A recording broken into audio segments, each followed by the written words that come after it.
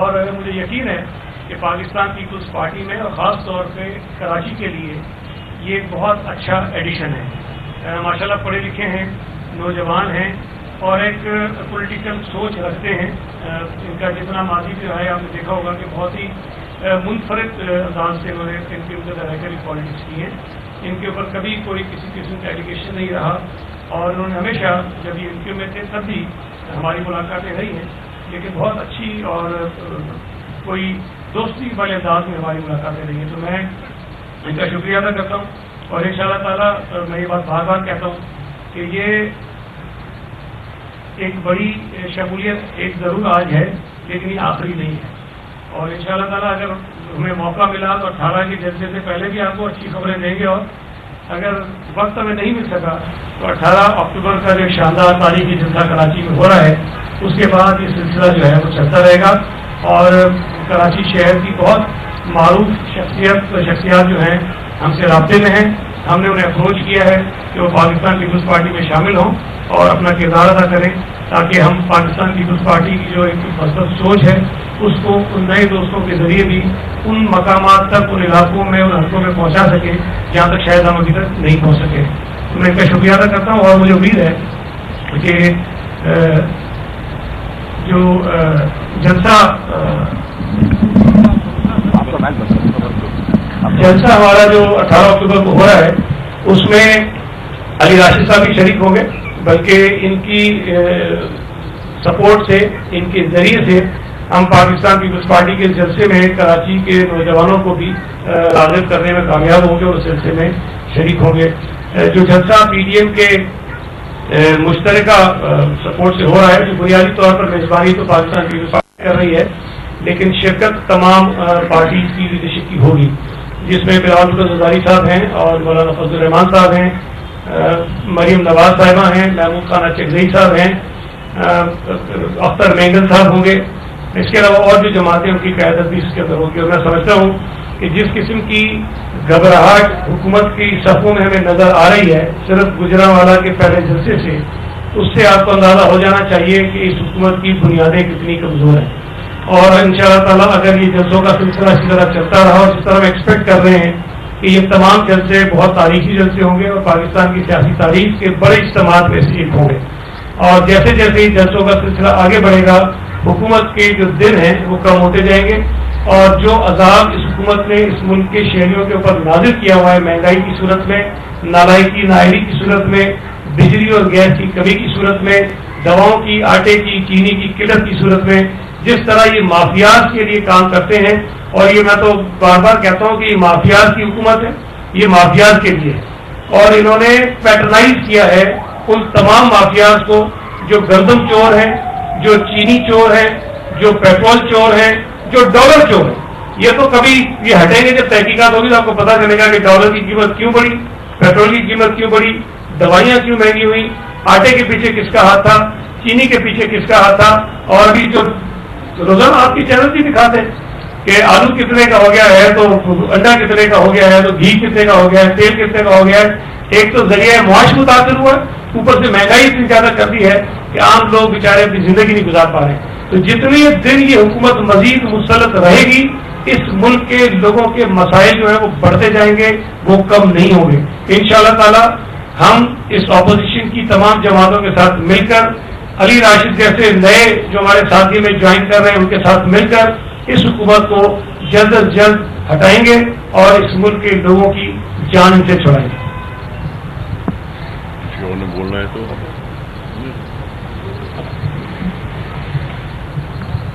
بسم اللہ الرحمن الرحیم. آج آپ نے دیکھا کہ مختلف قومی موومنٹ سے تعلق رکھنے والے پارلیمنٹیرین مثلاً جناب علی راشد صاحب نے پاکستان پیپلز پارٹی کے کاروان میں شرکت کی اور شامل ہوئے ہیں. یہ پاکستان پیپلز پارٹی کے, جیسے انہوں نے خود بھی بتایا کہ کراچی شہر کی جس طرح سے پاکستان پیپلز پارٹی نے خدمت کی ہے 12 سالوں کے اندر, اور خاص طور پہ ان بارشوں کے زمانے کے اندر, تو یہ اس سے متاثر ہوئے ہیں. اور یہ ان کی صوبہ سندھ سے محبت اور ملک سے محبت اور پاکستان پیپلز پارٹی کی جو کارکردگی انہوں نے دیکھی ہے اور بلال بھٹو زرداری کی جو قیادت سے متاثر ہوئے, اس کا نتیجہ ہے کہ یہ شامل ہوئے ہیں. اور انہی نے شامل ہو کے MQM के उस मुतालबे को भी मुस्तरद कर दिया है जो कि सिंध को तोड़ने की वो साजिश कर रहे थे। तो इसी तरह से आप इंशाल्लाह आने वाले दिनों में देखेंगे कि बहुत सारे दोस्त इंशाल्लाह शामिल होंगे, उसमें PTI की भी बहुत सारी विकटें गिरेगी और MQM के भी दोस्त होंगे, मुख्तलिफ ग्रुप भी होंगे। तो ये पाकिस्तान पीपुल्स पार्टी की खिदमत, उसके प्रोग्राम और चेयरमैन बिलाल भुट्टो जरदारी की जो क़यादत है, ये उसका नतीजा है कि आज पिछले दिनों भी आपने देखा कि बड़ी तादाद में यहाँ पीपुल्स पार्टी में लोग शामिल हुए थे। तो इंशाल्लाह ये शमूलियत का सफर इंशाल्लाह जारी रहेगा और आपको इंशाल्लाह हम पाकिस्तान पीपुल्स पार्टी के प्लेटफॉर्म में बड़े बड़े सरप्राइज भी देंगे और इंशाल्लाह पाकिस्तान पीपुल्स पार्टी इंशाल्लाह आप देखेंगे आने वाले दिनों में कराची में एक बड़ा ब्रेक थ्रू करेगी। मैं सिर्फ एक चीज़ कहूँ कि अभी नैब ने सदर आसिफ अली जरदारी साहब के वारंट भी जारी किए हैं। मैं ये समझता हूँ कि इस नैब को और नैब के जो सरपरस्त हैं उनको ये बात समझ में आ जानी चाहिए कि आसिफ अली जरदारी साहब ना तो माजी में कभी इस किस्म के हथकंडों से घबराए हैं, ना परेशान हुए हैं और ना आइंदा होंगे। ये सारी हरकतें करके चेयरमैन नैब हमारी उन तमाम बातों को दुरुस्त साबित कर रहे हैं जिसमें ये कहते हैं कि नैब न्याजी गठजोड़ है। मौजूदा हुकूमत का आलाकार बनकर नैब सियासी जमातों की क़यादत को निशाना बना रहा है ताकि इस हुकूमत के खिलाफ चलने वाली एहतजाजी सरगर्मियों को, मुहिम को मुतासिर कर सके। हम इस किस्म के किसी भी हथकंडे से घबराने वाले नहीं हैं, हम इसको मुस्तरद करते हैं। ये एक सियासी एहतसाब है, इंतकामी कार्रवाइयों का सिलसिला है जो इंशाअल्लाह ताला बहुत जल्द खत्म होगा और इस हुकूमत का भी खात्मा जल्द होगा। मौके का फायदा उठा के मैं कराची डिवीजन के अहदेदारों का, उनके साथियों का यकीनन खराज तहसीन पेश करना चाहता हूँ, शुक्रिया अदा करना चाहता हूँ कि हाल ही में उन्होंने एक रैली निकाली थी और पीपुल्स पार्टी ने फिर साबित किया कि वो तअस्सुब से बालातर होकर लोगों का साथ देने वाली जमात साबित हुई। हमेशा कहती है पीपुल्स पार्टी कि हम रंग नस्ल भेदभाव पे नहीं जाते, हम लिसानियत पे नहीं जाते, हम फिरकावारियत पे नहीं जाते, हमारे लिए सब एक है, हमारे लिए सब अजीज है। और इनका नाम जो रखा उस रैली का, उसमें भी यकजहती का राज रखा, किसी खास जुबान बोलने वालों के लिए नहीं थी रैली। ये शहर कराची में रहने वालों की थी, ये सिंध में रहने वालों की एक रैली थी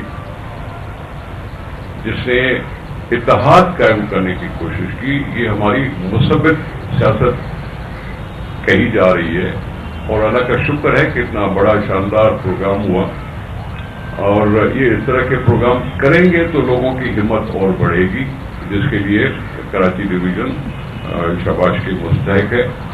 और हम यही चाहते हैं कि हम कोई डिवाइडिंग फैक्टर नहीं बनना चाहते। हम मुशर्रफ के पैरोकार नहीं हैं कि वो कह दें जो मेरे साथ है वो लाइन के इस तरफ हो जाए, जो मेरे साथ नहीं है वो लाइन के उस तरफ हो जाए और फिर ये इंतकामी कार्रवाइयाँ हों। हम इन सारी चीज़ों से बालातर होकर बात करना चाहते हैं और जदोजहद करना चाहते हैं। और यकीन है कि इतनी सारी पार्टियां मिलकर पाकिस्तान के सियासी माहौल को जिस तरह से उन्होंने गरमाया है, ये कहीं न कहीं तो कोई न कोई ज़िलज़िला महसूस कर रहा होगा। और अक्सर ऐसे होता है, कहते हैं कि जलसों से क्या हुकूमत जाएगी। मैं आपके सामने क्या शहंशाह ईरान का नाम नहीं दे सकता कि जिसके खिलाफ लाखों लोग जब इकट्ठे हुए तो महल के पिछले दरवाजे से वो चला गया था। अवाम की बहुत बड़ी कुव्वत होती है। दुनिया के और भी बहुत से ममालिक हैं जिसने अपनी मौजूदगी का, वजूद का एहसास दिलाया और वजूद कुछ कहता है, वजूद ऐसे नहीं आता।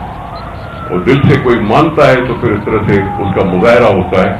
तो जो इंशाल्लाह कल भी मुजाहरा होगा, फिर 18 को यहां मुजाहरा होगा, उसके बाद क्वेटा में होगा, उसके बाद और सूबों में होगा।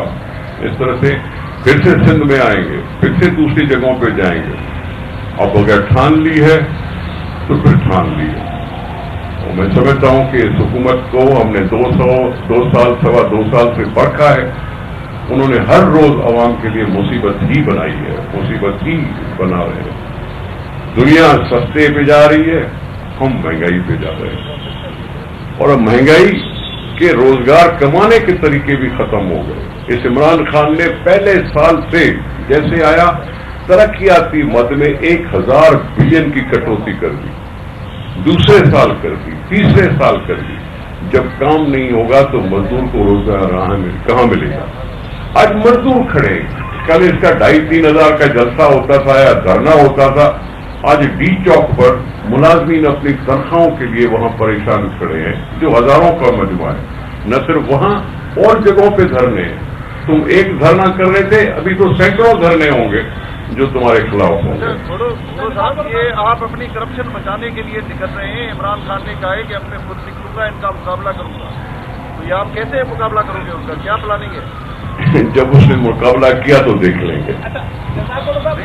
करप्शन वाकई आपने की है, तो छुपाने के लिए आप ये सब कुछ? भाई मैं क्यों कहूँ यार, अलीमा खान का नाम क्यों लूँ मैं? क्यों अलीम खान का नाम लूँ? क्यों परवेज खटक का नाम लूँ? क्यों फैसल वाडा का नाम लूँ? क्यों किसी किस्म का नाम लूँ? छोड़े ना आप। उनके सरपरस्त का नाम लेता हूँ कि भाई तुम्हारे जो साथी हैं वो ये सब कुछ कर रहे हैं। जहांगीर तरीन का नाम क्यों लूँ? आप नहीं जानते क्या? मुझसे सवाल पूछ रहे हो, मुझसे सवाल पूछ रहे हो। ये तो हुकूमत में होते हुए इनके स्कैंडल सामने आए, तो फिर उनसे पूछे कि अपना आप को साफ करें। ये बता दीजिएगा कि माजी में जब ये धरने लगे थे डी चौक पर, तो बार बार कहा जा रहा था एम्पायर की उंगली उठेगी, एम्पायर ये चाह रहे हैं, एम्पायर वो चाह रहे हैं। अभी आप जाके धरने दे रहे हैं और जलसे कर रहे हैं, आपके पास भी कोई एम्पायर है? सीटी बजाने पर वो चले गए थे दो मिलाते। एम्पायर है आप? अब एक मिनट से आप सुने, मैंने कभी न ऐसी बात की, न हमारे ये लीडर इस तरह से बात करते हैं। उन्होंने उंगली के इशारे की बात की, सीटी बजी, वो कंटेनर छोड़ के चले गए थे और वापस आके खुशी खुशी कुछ ऐलान किया था। अब उस पे बात मुझसे कर रहे हो? हम उनको समझ कर उड़ाते थे इस बात पे। अभी कल मैं बैठा हुआ था, सारे सवाल कर रहे थे चैनल सही, आप पार्लियामेंट में जाएंगे या जलसों में जाएंगे? आप पार्लियामेंट में जाएंगे या जलसों में जाएंगे? मैंने कहा इमरान खान के पास नहीं था क्या उस वक्त पार्लियामेंट का इजलास नहीं चल रहा था? वो खुद क्यों करने में खड़ा था? हम तो जलसे में जाएंगे और जाना चाहिए जलसे में, आवाम का साथ न छोड़ने का कभी सोचा है न सोचेंगे। तो अब उनको पार्लियामेंट याद आई है। जब हम पहले कहते थे पार्लियामेंट बुलाओ बुलाओ, तो बुलाते नहीं थे। जी ये बता दें